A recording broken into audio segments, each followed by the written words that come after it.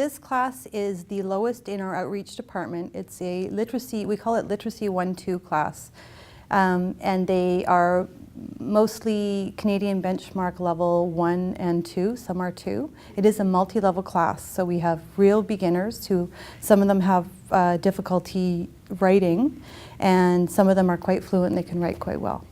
This class, I plan to do an initial clothing theme. So I'm just introducing 15 basic clothing items, not to overwhelm them. And we'll just go over practicing how to say them, as well as asking for help when they go shopping.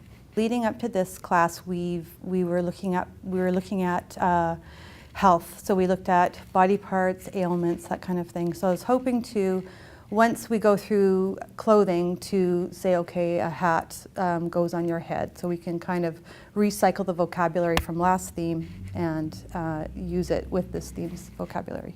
After this class, this is just the first class on clothing, I'd like to get into taking things back, returning, just have the students more comfortable when they go shopping, and be able to answer questions when they're asked in shops instead of just going, no English. So, my main objectives for this class is to get the students very comfortable with clothing, being able to say clothing, and get them to know the dialogue very well, both orally and written.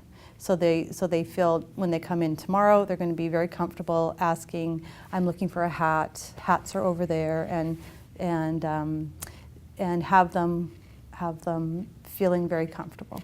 These particular students, I find, have a lot of challenges because they have such limited English. And my biggest challenge is teaching them language that's essential to them out on the streets, and so they can get around. The challenges that I face and they face in the classroom are, a lot of them come from cultures or situations where they've had their academic training stopped, and they haven't had the chance to learn learning skills or just academic schooling, and so that's challenging sometimes, in that they want to quit a lot of the times because they're so frustrated. So keeping them, making them feel comfortable in the classroom, giving them really essential language, that's always a challenge for me. If I'm teaching them, last week I taught them antacid, and I thought, oh, they just don't need this word. I should teach them Tums. Having them use English outside the classroom is a big challenge. Sometimes I give them homework, like tell them when they're waiting at the bus stop to ask somebody the time, just a simple thing. I don't know if they do that. Sometimes one of them will come back and we'll talk about it. But I think because it's such essential English, they can't help but use things when they go shopping and on the bus, that kind of thing. Many of the students work during the day and then they come to school at night. And so they're very tired, and then learning English, it's so much basic English at this level, is it's very tiring for them. I find it's really important at this level to repeat and repeat the same vocabulary, the same English, because they're so tired. At the end of the evenings, I generally do a lot of games or relaxed activities that give them a chance to use the language.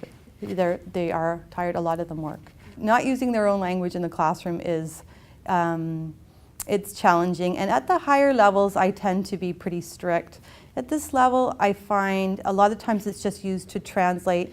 Usually there's one person in the class that will know, that will understand and will help to translate. And I've said, you know, you can use your first language if it's helping with the classroom dynamic, but if it's not, then we stop. I don't charge people money. Some people charge money.